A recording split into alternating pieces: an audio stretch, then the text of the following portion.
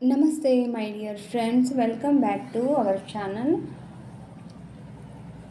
ಇವತ್ತಿನ ಈ ವಿಡಿಯೋದಲ್ಲಿ ಸಂಧಿಗಳು, ಕನ್ನಡ ಸಂಧಿಗಳಲ್ಲಿ ಎಷ್ಟು ವಿಧಗಳಿದೆ, ಅವುಗಳನ್ನ ಹೇಗೆ ಫೈಂಡ್ ಔಟ್ ಮಾಡಬೇಕು, ಸುಲಭ ಟ್ರಿಕ್ಸ್ಗಳು ಹೇಗೆ ಕಂಡುಹಿಡಿಬೇಕು ನಾವು ಅದ್ರಗಳ ಮೂಲಕ.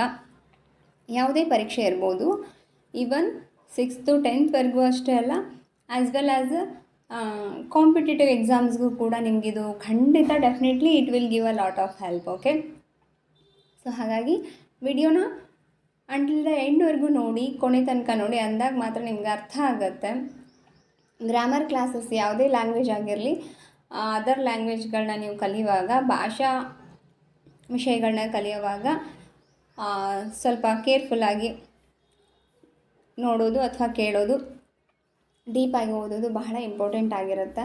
ಸೊ ದ್ಯಾಟ್ ಪರ್ಪಸ್ ವಿಡಿಯೋನ ಎಲ್ಲೂ ಸ್ಕಿಪ್ ಮಾಡದೆ ಪರಿಪೂರ್ಣವಾಗಿ ನೋಡಿ, ಅಂದಾಗ ಮಾತ್ರ ನಿಮ್ಗೆ ಅರ್ಥ ಆಗ್ತದೆ ವಿಡಿಯೋ ಅಂತ ಹೇಳ್ತಾ, ಈ ವಿಡಿಯೋದಲ್ಲಿ ನಾನು ಒಂದು 8ರಿಂದ 10 ಪದಗಳನ್ನು ನಿಮಗಿಲ್ಲಿ ನಾನು ಎಕ್ಸಾಂಪಲ್ಸ್ಗಳನ್ನ ತೊಗೊಂಡಿದ್ದೀನಿ ವಿವರಣೆ ಜೊತೆಗೆ. ಬಟ್ ನಮ್ಮ ಹಿಂದಿನ ವಿಡಿಯೋಗಳಲ್ಲಿ ಅದರದ್ದು ಡಿಸ್ಕ್ರಿಪ್ಷನ್ ಬಾಕ್ಸಲ್ಲಿ ಲಿಂಕ್ ಕೊಟ್ಟಿರ್ತೀನಿ ನೋಡಿ, ಕನ್ನಡ ಗ್ರಾಮರು ತುಂಬ ಡೀಪಾಗಿ, ಅಲ್ಲಿ ಏನಿಲ್ಲಂದ್ರೂ ಒಂದು 30ರಿಂದ 40 ಶಬ್ದಗಳನ್ನು ತಗೊಂಡು ನಿಮಗೆ ನಾನು ಸಂಧಿಗಳನ್ನ ಹೇಗೆ ಸುಲಭವಾಗಿ ಕಂಡುಹಿಡಿಬೇಕು ಅನ್ನೋದನ್ನು ಹೇಳಿದ್ದೀನಿ ಹಾಗೆ. ಓಕೆ, ಸೊ ಬನ್ನಿ ತಡ ಮಾಡದೆ ಕ್ಲಾಸ್ ಸ್ಟಾರ್ಟ್ ಮಾಡೋಣ. ನೋಡಿ, ಸಂಧಿಗಳು ನಿಮ್ಗೆ ಈಗಾಗಲೇ ಗೊತ್ತಿದೆ. ಸಂಧಿಗಳು ಕನ್ನಡ ಗ್ರಾಮರಲ್ಲಿ ಸಂಧಿಗಳಲ್ಲಿ 2 ಭಾಗಗಳಿದೆ. ಒಂದು ಕನ್ನಡ ಸಂಧಿ, ಮತ್ತೊಂದು ಸಂಸ್ಕೃತ ಸಂಧಿ ಅಂತ 2 ಭಾಗಗಳನ್ನಾಗಿ ಮಾಡ್ತಾರೆ. ಇದರಲ್ಲಿ ಇವತ್ತು ನಾವು ಈ ವಿಡಿಯೋದಲ್ಲಿ ಕನ್ನಡ ಸಂಧಿಗಳ ಬಗ್ಗೆ ತಿಳ್ಕೊಳ್ಳೋಣ. ನೋಡಿ, ಸಂಧಿ ಅಂತಂದರೆ 2 ಅಕ್ಷರಗಳ ನಡುವಿನ ಕ್ರಿಯೆಯನ್ನು ಸಂಧಿ ಅಂತ ಕರಿತೀವಿ. ಅದು ಕಾಲ ವಿಳಂಬ ಇಲ್ಲದೆ ಅರ್ಥಕ್ಕೆ ಅನುಸಾರವಾಗಿ 2 ಅಕ್ಷರಗಳು ಸೇರುವಾಗ ಅಕ್ಷರ ಒಂದರ ಬದಲಿಗೆ ಮತ್ತೊಂದು ಬರ್ಬೋದು, ಅಥವಾ ಲೋಪ ಆಗ್ಬೋದು, ಅಥವಾ ಹೊಸದಾಗಿ ಆದರೂ ಬರಬಹುದು. ಸಪೋಸ್ ಏನಾರು ಸಂಧಿ ಕಾರ್ಯ ನಡೀದೆ ಹೋದರೆ ಅದನ್ನು ಪ್ರಕೃತಿ ಭಾವ ಅಂತ ಕರಿತೀವಿ. ಓಕೆ, ಸಂಧಿಗಳಲ್ಲಿ 2 ವಿಧಗಳಿದೆ. ಒಂದು ಕನ್ನಡ ಸಂಧಿಗಳು ಮತ್ತು ಸಂಸ್ಕೃತ ಸಂಧಿಗಳು. ಇವತ್ತಿನ ಈ ವಿಡಿಯೋದಲ್ಲಿ ಕನ್ನಡ ಸಂಧಿಗಳ ಬಗ್ಗೆ ತಿಳ್ಕೊಳ್ಳೋಣ. ಸಂಧಿ ಅಂದರೆ ಏನು? ವೆರಿ ಸಿಂಪಲ್, 2 ಅಕ್ಷರಗಳ ನಡುವಿನ ಒಂದು ಕ್ರಿಯೆಯನ್ನು ನಾವು ಸಂಧಿ ಅಂತ ಕರಿತೀವಿ. ಅಕ್ಷರ 2 ಶಬ್ದಗಳ ನಡುವಿಂದು. ನೋಡಿ, ಅಲ್ಲಿ ಏನಾಗುತ್ತೆ, ಅಕ್ಷರಗಳಾಗಲಿ ಶಬ್ದಗಳಾಗಲಿ ಸೇರುವಾಗ ಅಲ್ಲಿ ನೋಡಿ, ಒಂದು ಪದ ಲೋಪ ಆಗ್ಬೋದು, ಹೊಸದಾಗಿ ಬರ್ಬೋದು, ಅಥವಾ ಆಗಮವಾಗಿ ಕೂಡ ಬರಬಹುದು. ಆ ಕ್ರಿಯೆಯನ್ನು ನಾವು ಸಂಧಿ ಅಂತ ಕರಿತೀವಿ. ಸೊ ನೋಡಿ, ಕನ್ನಡ ಸಂಧಿಗಳನ್ನು 2 ಭಾಗಗಳನ್ನಾಗಿ ಮಾಡ್ತಾರೆ. ಅವುಗಳಲ್ಲಿ ಒಂದು ಸ್ವರ ಸಂಧಿ, ಮತ್ತೊಂದು ವ್ಯಂಜನ ಸಂಧಿ. ಸ್ವರಾಕ್ಷರಗಳು, ವ್ಯಂಜನಾಕ್ಷರಗಳು ಎಷ್ಟಿದೆ, ಯೋಗವಾಹಕಗಳ ಯಾವುದು ನಿಮ್ಗೆ ಈಗಾಗಲೇ ಗೊತ್ತಿದೆ. ಗೊತ್ತಿಲ್ಲ ಅಂದರೆ ನಮ್ಮ ಚಾನಲಲ್ಲಿ ಇದೆ, ವಿಡಿಯೋಗಳು ನೋಡಿ. ಹೊಸಬ್ರು ಯಾರು ನೋಡ್ತಾ ಇದ್ದರೆ ಗೊತ್ತಿರಲ್ಲ, ಚಿಕ್ಕ ಮಕ್ಕಳು ಯಾರು ನೋಡ್ತಾ ಇದ್ದರೆ ಗೊತ್ತಿರಲ್ಲ. ಸೊ ಹಾಗಾಗಿ ಹೇಳ್ತಾ ಇದ್ದೀನಿ. ಅದರದ್ದು ವಿಡಿಯೋ ಡಿಸ್ಕ್ರಿಪ್ಷನ್ ಬಾಕ್ಸಲ್ಲಿ ಲಿಂಕ್ ಇರುತ್ತೆ, ನೀವು ನೋಡ್ಬೋದು. ಸ್ವರಗಳು, ವ್ಯಂಜನಗಳು, ಯೋಗವಾಹಕಗಳು ಸುಲಭವಾಗಿ ಪರಿಪೂರ್ಣವಾಗಿ ವಿಡಿಯೋ ಇದೆ. ಓಕೆ, ಇಲ್ಲಿ ಸ್ವರಸಂಧಿ ಅಂತಂದರೆ ಸ್ವರದ ಮುಂದೆ ಸ್ವರ ಬರ್ತದೆ. ಓಕೆ, ಅಂದರೆ ಪೂರ್ವ ಪದ ಹಾಗೆ ಉತ್ತರ ಪದ 2 ಪದಗಳಲ್ಲೂ ಕೂಡ ಅಲ್ಲಿ ಸ್ವರಾಕ್ಷರಗಳೇ ಇರುತ್ತೆ ಸ್ವರಸಂಧಿನಲ್ಲಿ. ಸಪೋಸ್ ಏನಾದರೂ ಒಂದು ಕಡೆ ಸ್ವರ, ಒಂದು ಕಡೆ ವ್ಯಂಜನ ಇದ್ದರೂ, ಅಥವಾ 2 ಕಡೆ ವ್ಯಂಜನ ಅಕ್ಷರಗಳೇ ಇದ್ದರೂ ಅದನ್ನು ನಾವು ವ್ಯಂಜನ ಸಂಧಿಗೆ ಸೇರಿಸ್ತೀವಿ. ಅರ್ಥ ಆಯ್ತಲ್ವಾ? Don't have any confuses. Very ಸುಲಭ, ಸಿಂಪಲ್ ಆಗಿದೆ. ಸ್ವರಸಂಧಿ ಅಂತಂದರೆ ಕನ್ನಡ ಸಂಧಿಗಳನ್ನು 2 ಭಾಗಗಳನ್ನಾಗಿ ಮಾಡ್ತಾರೆ. ಒಂದು ಸ್ವರಸಂಧಿ, ಒಂದು ವ್ಯಂಜನ ಸಂಧಿ. ಸ್ವರಸಂಧಿ ಅಂದರೆ ಪೂರ್ವಪದ ಉತ್ತರ ಪದ 2ರಲ್ಲೂ ಸ್ವರಗಳೇ ಇರುತ್ತದೆ.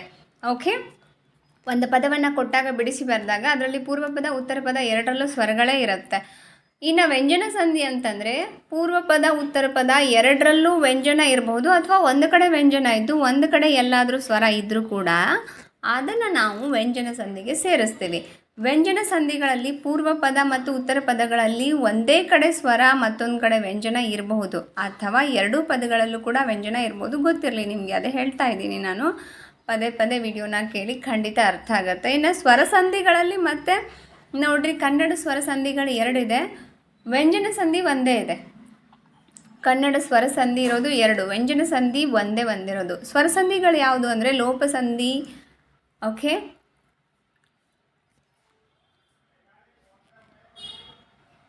ಇನ್ನು ವ್ಯಂಜನ ಸಂಧಿ ಅಂತಂದರೆ ಅದು ಆದೇಶ ಸಂಧಿ. ಓಕೆ, ನೋಡಿ, ಒಂದೇ ಒಂದು ಕನ್ನಡದ ವ್ಯಂಜನ ಸಂಧಿ, ಅದು ಆದೇಶ ಸಂಧಿ. ಇಲ್ಲಿ ಆಗಮ ಮತ್ತು ಲೋಪ ಸಂಧಿಗಳು ಕನ್ನಡದ ಸ್ವರ ಸಂಧಿಗಳಾಗಿರುತ್ತೆ. ಉದಾಹರಣೆಗೆ ನೋಡಿ, ಲೋಪಸಂಧಿ ಅಂದರೆ ಇಲ್ಲಿ ಪದಗಳನ್ನು ಕೂಡಿಸಿ ಬರೆದಾಗ ಒಂದು ಅಕ್ಷರ ಲೋಪ ಆಗತ್ತೆ. ಲೋಪ ಅಂತಂದರೆ ಕಳೆಯೋದು ಅಂತ ಅರ್ಥ, ಓಕೆ, ಅಥವಾ ಮಾಯವಾಗೋದು ಅಂತ ಅರ್ಥ. ಲೋಪ ಅಂತಂದರೆ ಕೂಡಿಸಿ ಬರೆದಾಗ, ಕೊಟ್ಟಂಥ ಪದವನ್ನು ಕೂಡಿಸಿ ಬರೆದಾಗ ಒಂದು ಅಕ್ಷರ, ಅಥವಾ ನೀವು ಬಿಡಿಸಿ ಬರೆದಿರ್ತೀರ, ವಿಗ್ರಹ ವಾಕ್ಯ ಮಾಡಿ ಬರ್ತಿದ್ದನ್ನು ವಾಪಸ್ ಕೂಡಿಸಿ ಬರೆದಾಗ ಒಂದು ಅಕ್ಷರ ಲೋಪ ಆಗೋದನ್ನು ನಾವು ಲೋಪಸಂಧಿ ಅಂತೀವಿ. ಉದಾಹರಣೆಗೆ ಬಂದ ಪ್ಲಸ್ ಆಗ ಬಂದಾಗ ನೋಡಿ, ಅಲ್ಲಿ ಬಂದ ಪ್ಲಸ್ ಆಗ ಇದು ಸ್ವರ ಸಂಧಿನೇ. ಯಾಕಂದರೆ ಬಂದ ದ ಅನ್ನೋದ್ರಲ್ಲೂ ಅ ಇದೆ, ಪೂರ್ವಪದ ಉತ್ತರ ಪದ ಎರಡರಲ್ಲೂ ನೋಡಿ ಆ ಈ ಆಸೆ ಇದೆ, ಹನದಾಸೆ, ಹನದ ಪ್ಲಸ್ ಆಸೆ ಹನದಾಸೆ, ಅಲ್ಲಿ ಪ್ಲಸ್ ಈಗ ಅಲ್ಲೀಗ, ಹುಡುಗ ಪ್ಲಸ್ ಆಟ ಹುಡುಗಾಟ ಅಲ್ವಾ. ಸ್ವರಗಳೇ ಇದೆ, ಪೂರ್ವಪದ ಉತ್ತರ ಪದ. ಹುಡುಗ ಗನಲ್ಲಿ ಅ ಇದೆ, ಅಲ್ಲಿ ಲೀನಲ್ಲಿ ಈ ಇದೆ, ಹನದ ದಲ್ಲಿ ಅ ಇದೆ, ಸ್ವರ ಅಲ್ವಾ. ಸೊ ಇಲ್ಲಿ ಕೂಡಿಸಿ ಬರ್ದಾಗ ನೋಡ್ರಿ, ಬಂದ ಪ್ಲಸ್ ಆಗ ಬಂದಾಗ ಆ ಲೋಪ ಆಯಿತು. ಹುಡುಗಾಟ, ಹುಡುಗ ಪ್ಲಸ್ ಆಟ ಹುಡುಗಾಟ ಆ ಲೋಪ ಆಯಿತು.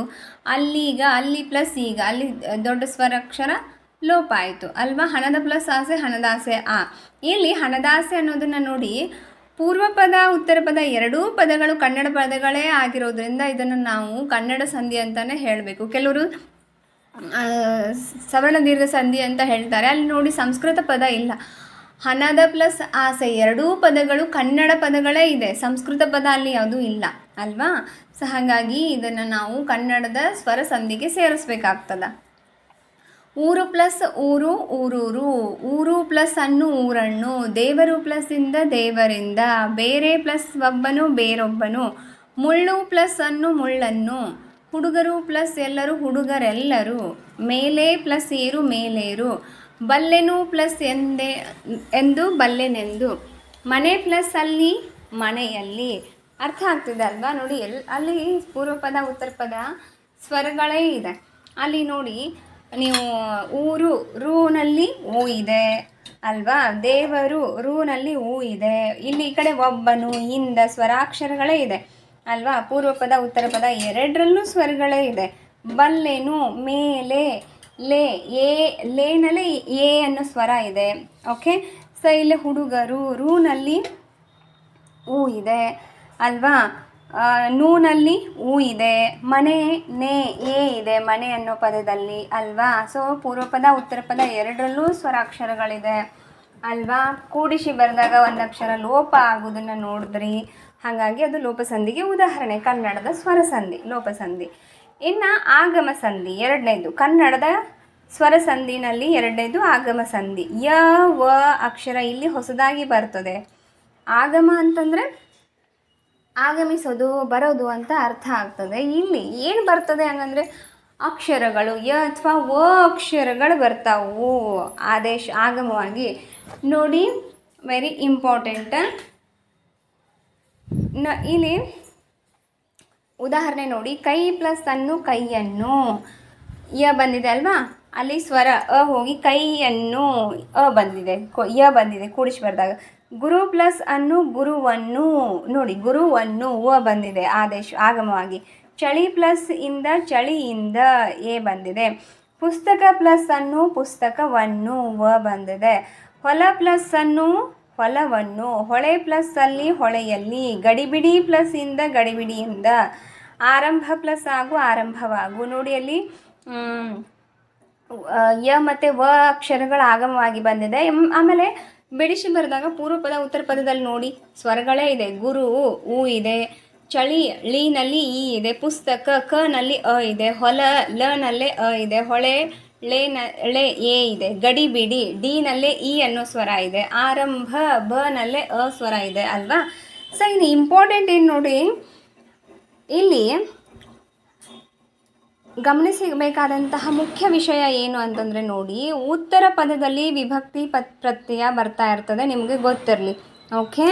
ಉತ್ತರ ಪದದಲ್ಲಿ ವಿಭಕ್ತಿ ಪ್ರತ್ಯಯ ಬರ್ತಾ ಇರ್ತದೆ, ಹಾಗೂ ವಕಾರವು ಆದೇಶವಾಗಿ ಬರಬಹುದು, ಆಗಮವಾಗಿಯೂ ಬರಬಹುದು. ವಕಾರ ಯ ಅಲ್ಲ, ವಕಾರ ಆಗಮವಾಗಿಯೂ ಬರ್ಬೋದು, ಆದೇಶವಾಗಿಯೂ ಕೂಡ ಬರ್ಬೋದು. ಅಂಥ ಸಂದರ್ಭದಲ್ಲಿ ಪದವನ್ನು ನಾವು ಬಿಡಿಸಿ ಬರೆದಾಗ ಪೂರ್ವ ಮತ್ತು ಉತ್ತರ ಪದಗಳಲ್ಲಿ ಸ್ವರ ಇತ್ತಂತಂದರೆ ಅದನ್ನು ನಾವು ಆಗಮ ಸಂಧಿಗೆ ಸೇರಿಸಬೇಕು. ನೋಡಿ ಇಲ್ಲಿ ಮೇಲಿನ ಎಲ್ಲ ಪದಗಳಲ್ಲೂ ಪೂರ್ವ ಮತ್ತು ಉತ್ತರ ಪದ ಎರಡರಲ್ಲೂ ಸ್ವರ ಇದೆ. ಓಕೆ, ಈ ಥರ ಇದ್ದಾಗ ಅದನ್ನು ನಾವು ಆಗಮ ಸಂಧಿಗೆ ಸೇರಿಸ್ಬೇಕು. ಒಂದು ವೇಳೆ ಪೂರ್ವ ಅಥವಾ ಉತ್ತರ ಪದ ಎಲ್ಲಾದರೂ ಒಂದು ಕಡೆ ವ್ಯಂಜನ ಇದ್ದರೂ ಅದನ್ನು ಆದೇಶ ಸಂಧಿಗೆ ಸೇರಿಸ್ಬೇಕಾಗ್ತದೆ. ಇದು ವೆರಿ ಇಂಪಾರ್ಟೆಂಟ್. ಓಕೆ, ಕನ್ಫ್ಯೂಸ್ ಮಾಡ್ಕೊಳ್ಳೋಕೆ ಹೋಗಬೇಡಿ.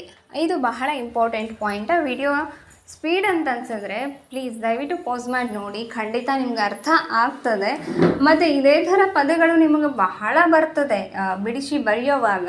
ಸಾಕಷ್ಟು ಪುಸ್ತಕಗಳನ್ನಾಗಲಿ ನೀವು ಓದೋವಾಗ ಪಾಠ ಪದ್ಯ ಓದೋವಾಗ ಬರೆಯೋವಾಗ ತುಂಬ ಬರ್ತಿರ್ತದೆ. ನೋಡಿಕೊಂಡು ಸಾಕಷ್ಟು ಪದಗಳನ್ನ ಪಟ್ಟಿ ಮಾಡಿ ತೆಗೆದ್ರೆ ಸುಲಭ ಆಗ್ತದೆ. ಓಕೆ, ಇನ್ನು ನೆಕ್ಸ್ಟ್ ನೋಡಿ ಆದೇಶ ಸಂಧಿ. ಇದು ಕನ್ನಡದ ಒಂದೇ ಒಂದು ವ್ಯಂಜನ ಸಂಧಿ. ಇಲ್ಲಿ ಕ ಚ ಟ ತ ಪಗಳಿಗೆ ಬದಲಾಗಿ ಗ ಜ ಡ ದ ಬಗಳು ಏನಾಗುತ್ತೆ ಅಂದರೆ ಕೆಲವೊಂದು ಸಲ ಆದೇಶವಾಗಿ ಬರುತ್ತೆ, ಕೆಲವೊಂದು ಸಲ ಏನಾಗುತ್ತೆ ಬ ಮ ಅಕ್ಷರಗಳಿಗೆ ಬದಲಾಗಿ ವ ಅಕ್ಷರ ಕೂಡ ಬರ್ತದೆ. ಇನ್ನು ಕೆಲವೊಂದು ಸಲ ಸ ಬದಲಿಗೆ ಚ ವ ಜ ಆದೇಶವಾಗಿಯೂ ಕೂಡ ಬರ್ತದೆ. ಇಂಪಾರ್ಟೆಂಟ್ ಏನಂತಂದರೆ ಕ ಚ ಟ ತ ಪಗಳಿಗೆ ಬದಲಾಗಿ ಗ ಜ ಡ ದ ಬಗಳ ಆದೇಶವಾಗಿ ಬರ್ತಾವೆ. ಇದು ವೆರಿ ಇಂಪಾರ್ಟೆಂಟ್ ಆದೇಶ ಸಂಧಿಗೆ. ಆದರೆ ಉತ್ತರ ಪದದಲ್ಲಿ ಏನಾದರೂ ಕ ಚ ಟ ತ ಪಗಳಿಗೆ ಬದಲಾಗಿ ಗ ಜ ಡ ದ ಬಗಳ ಆದೇಶವಾಗಿ ಬಂದರೆ ಅದನ್ನು ನಾವು ಆದೇಶ ಸಂಧಿಗೆ ಸೇರಿಸಬೇಕು. ಓಕೆ, ಆದರೆ ಪೂರ್ವ ಪದದಲ್ಲಿ ಬಂದರೆ, ಉತ್ತರ ಪದದಲ್ಲಿ ಬಂದರೆ ಮಾತ್ರ ಅದನ್ನು ಆದೇಶ ಸಂಧಿಗೆ ಸೇರಿಸಬೇಕು. ಒಂದು ವೇಳೆ ಪೂರ್ವ ಪದದಲ್ಲಿ ಏನಾದರೂ ಕ ಚ ಟ ತ ಪಗಳಿಗೆ ಗ ಜ ಡ ದ ಬಗಳ ಆದೇಶವಾಗಿ ಬಂದರೆ ಅದನ್ನು ನಾವು ಜಸ್ತ್ವ ಸಂಧಿಗೆ ಸೇರಿಸಬೇಕು. ಜಸ್ತ್ವ ಸಂಧಿ ಸಂಸ್ಕೃತ ಸಂಧಿ ಆಗ್ತದೆ. ಓಕೆ, ಅದನ್ನು ನೋಡಿ. ಪೂರ್ವ ಪದದಲ್ಲಿ ಕ ಚ ಟ ತ ಪಗಳಿಗೆ ಗ ಜ ಡ ದ ಬಗಳ ಆದೇಶವಾಗಿ ಬಂದರೆ ಜಸ್ತ್ವ ಸಂಧಿಗೆ, ಉತ್ತರ ಪದದಲ್ಲಿ ಬಂದರೆ ಆದೇಶ ಸಂಧಿಗೆ ಸೇರಿಸಬೇಕು. ಇಲ್ಲಿ ಪೂರ್ವ ಪದ ಯಾವುದು, ಉತ್ತರ ಪದ ಯಾವುದು ಕನ್ಫ್ಯೂಸ್ ಮಾಡ್ಕೋಬೇಡ್ರಿ. ಈಗಾಗಲೇ ಹಿಂದಿನ ಕ್ಲಾಸಲ್ಲಿ ತುಂಬ ಹೇಳಿದ್ದೀನಿ. ಸಾಕಷ್ಟು 30ರಿಂದ 40-50 ಎಕ್ಸಾಂಪಲ್ ಉದಾಹರಣೆಗಳ ಜೊತೆಗೆ ನಾನು ನಿಮಗೆ ತುಂಬ ಸುಲಭವಾಗಿ ನೋಟ್ಸಲ್ಲಿ ಬರೆದದ್ದನ್ನು ನಿಮಗೆ ತಿಳಿಸಿ ನಾನು ಕ್ಲಾಸ್ ಮಾಡಿದ್ದೀನಿ. ಅದು ನೋಡಿ, ನೀವು ಖಂಡಿತ ಅದನ್ನು ನೋಡಿ, ಇದನ್ನು ನೋಡಿ. ಅದು ನೋಡಿರಲಿಲ್ಲ ಅಂದರೆ ಖಂಡಿತ ನಿಮ್ಗೆ ಅರ್ಥ ಆಗುತ್ತೆ. ಒಂದು ಸ್ವಲ್ಪನೂ ನಿಮಗೆ ಕನ್ಫ್ಯೂಸಸ್ ಆಗಲ್ಲ.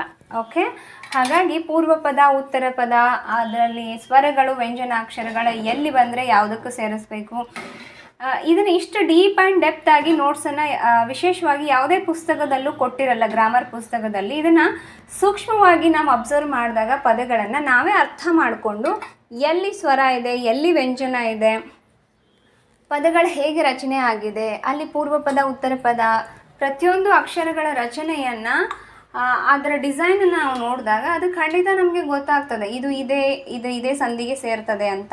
ಹಾಗಾಗಿ ಓದುವಾಗ ಯಾವುದೇ ವಿಷಯವನ್ನಾಗಲಿ ಸೂಕ್ಷ್ಮವಾಗಿ ನಾವು ಅದನ್ನು ಅವಲೋಕನೆ ಮಾಡ್ತಾ ಓದಬೇಕಾಗ್ತದೆ. ಅಂತರ್ದೃಷ್ಟಿಯಿಂದ ಓದಿದಾಗ definitely you can learn easily any language subjects. Okay, so that purpose I hope so here in this video ನಿಮಗೆ ಖಂಡಿತ ಅರ್ಥ ಆಗ್ತಿದೆ ಅಂತ ನಾನು ಭಾವಿಸ್ತೇನೆ. ಕನ್ಫ್ಯೂಸ್ ಅನಿಸಿದ್ರೆ ಮತ್ತೆ ನೋಡಿ, ಖಂಡಿತ ನಿಮಗೆ ಅರ್ಥ ಆಗ್ತದೆ. ಓಕೆ, ಮತ್ತು ಅದಷ್ಟೇ ಅಲ್ಲ, ಕೇಳಿದಾಗ ನೋಡಿದಾಗ ನಿಮಗೆ ಸರಳ, ಈಸಿ, ಸುಲಭ ಅಂತ ಅನಿಸಿದ್ರೂ ಕೂಡ ಮತ್ತೆ ಹೇಳ್ತೇನೆ, ಮತ್ತೆ ಮರೆಯೋ ಚಾನ್ಸಸ್ ಅಂದರೆ ಕನ್ಫ್ಯೂಸ್ ಆಗೋ ಚಾನ್ಸಸ್ ಇರುತ್ತೆ. ಮರೆಯೋದಕ್ಕಿಂತ ಕನ್ಫ್ಯೂಸ್ ಆಗ್ತಿರ್ತದೆ. ಹಾಗಾಗಿ ನೀವೇನು ಮಾಡಬೇಕು, ಹೆಚ್ಚು ಪದಗಳನ್ನು ಪುಸ್ತಕ ತಗೊಂಡು ನೀವು ಪಾಠ ಪದ್ಯ ಓದೋವಾಗ, ಪ್ರಶ್ನೋತ್ತರಗಳನ್ನ ಬರೆಯೋವಾಗ, ಎಸೆ ಬರೆಯೋವಾಗ, ಲೆಟರ್ ರೈಟಿಂಗ್ಗಳನ್ನ ಬರೆಯೋವಾಗ, ಇಂಥ ಸಂದರ್ಭದಲ್ಲ ನೀವು ಕೆಲವು ಪದಗಳನ್ನ ಕೂಡಿಸಿ ಟ್ರೈ ಮಾಡಬೇಕು. ಇದು ಯಾವ ಸಂಧಿಗೆ ಬರ್ತದೆ ಅಥವಾ ಯಾವ ಸಮಾಸಕ್ಕೆ ಬರ್ತದೆ ನೋಡಿ. ಒಂದು ಪದ ಅಂತ ಕೊಟ್ಟರೆ ಅದು ಸಂಧಿನೂ ಆಗ್ಬೋದು, ಸಮಾಸನೂ ಆಗ್ಬೋದು. ಆ ಥರದ್ದನ್ನು ನೀವು ಫೈಂಡ್ ಔಟ್ ಮಾಡಿ ಒಂದಷ್ಟು ಲಿಸ್ಟ್ ಮಾಡಿ ಇಟ್ಕೋಬೇಕು. ಕೆಲವೊಂದು ಪದಗಳು ಬರೀ ಸಂಧಿಗಷ್ಟೇ ಉದಾಹರಣೆ ಆಗಲ್ಲ, ಸಮಾಸಗಳಿಗೂ ಕೂಡ ಅದು ಉದಾಹರಣೆ ಆಗ್ತಿರ್ತದೆ. ಹಾಗಾಗಿ ಅಂಥ ಪದಗಳನ್ನ ಒಂದಿಷ್ಟು ನೀವು ಪಟ್ಟಿ ಮಾಡ್ತಾ ಹೋಗಬೇಕು. ಆವಾಗ ನಿಮಗೆ ಯಾವುದೇ ಪರೀಕ್ಷೆನಲ್ಲಾದರೂ ಯಾವುದೇ ಕನ್ಫ್ಯೂಸ್ಗಳು ಆಗಲ್ಲ, ಸುಲಭವಾಗಿ ಬರಿಬೋದು ನೀವು ಯಾವುದನ್ನಾದ್ರೂ. ಓಕೆನಾ? ಸೊ ಇವಾಗ ಇಲ್ಲಿ ನೋಡಿ ಉದಾಹರಣೆ, ಆದೇಶ ಸಂಧಿಗೆ ಹುಲ್ಲು ಪ್ಲಸ್ ಕಾವಲು ಹುಲ್ಲುಗಾವಲು, ಮೈ ಪ್ಲಸ್ ತೊಳೆ ಮೈದೊಳೆ, ಬೆನ್ನು ಪ್ಲಸ್ ಪತ್ತು ಬೆಂಬತ್ತು, ಕೆನೆ ಪ್ಲಸ್ ಪಾಲ್ ಕೆನೆವಾಲ್, ಬೆಟ್ಟದ ಪ್ಲಸ್ ತಾವರೆ ಬೆಟ್ಟದಾವರೆ, ಕಣ್ ಪ್ಲಸ್ ಪನಿ ಕಂಬನಿ. ಓಕೆ, ಇನ್ ಪ್ಲಸ್ ಸ್ವರ ಇಂಚರ, ತನ್ ಪ್ಲಸ್ ಸೊಡರ್ ತಂಜೊಡರ್. ಇಲ್ಲಿ ಸ್ವರ ವ್ಯಂಜನೂ ಇದೆ, ವ್ಯಂಜನಾಕ್ಷರಗಳೂ ಇದೆ ಅಲ್ವಾ?